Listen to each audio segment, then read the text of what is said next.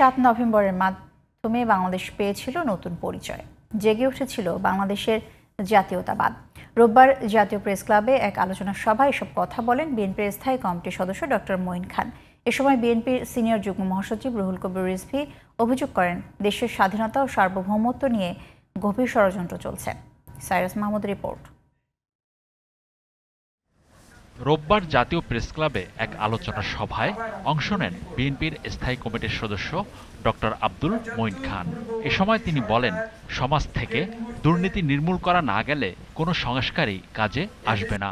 জাতির নেতৃত্বে সিপাহী জনতার বিপ্লবের মাধ্যমে অবতীর্ণ হয়েছিলেন স্বাধীনতার ঘোষক বীর উত্তম জিয়া রহমান এবং তৎপরবর্তীতে বাংলাদেশি জাতীয়তাবাদের ধারাটির অবতারণা করে বাংলাদেশের জাতি, ধর্ম, বর্ণ নির্বিশেষে একটি উদার, গণতান্ত্রিক, সম্মানশীল জাতি হিসেবে বাংলাদেশকে পুনঃপ্রতিষ্ঠা করেছিল।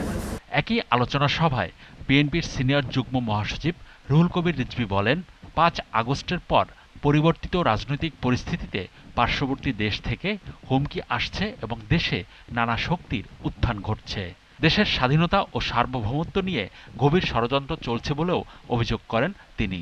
পরিবর্তিত পরিস্থিতিতে আজকে পার্শ্ববর্তী দেশ থেকে যে ধরনের হুঙ্কার ক্রমাগতভাবে আসছে, বর্তমান যে রাজনৈতিক পরিস্থিতি যেভাবে যাচ্ছে, যেভাবে এগোচ্ছে এবং যে সমস্ত শক্তির উত্থান ঘটছে, এটাও এক ধরনের আমাদের সার্বভৌমত্ব এবং স্বাধীনতার অটুট রাখার জন্য একটা বড় ধরনের, আমি মনে করি যে একটা ষড়যন্ত্র চক্রান্ত পাকিয়ে তোলার সুযোগ সৃষ্টি হবে।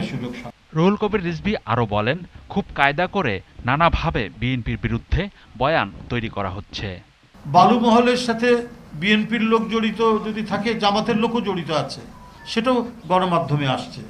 সিলেটের পাথর উত্তোলনের সাথে জামাতের নেতার নাম পাওয়া যাচ্ছে, কিন্তু সোশ্যাল মিডিয়ায় বিএনপি করছে কিন্তু বিএনপি তার বিরুদ্ধে কি ব্যবস্থা নিচ্ছে ওটা তো ফলো করে আপনারা বলছেন না।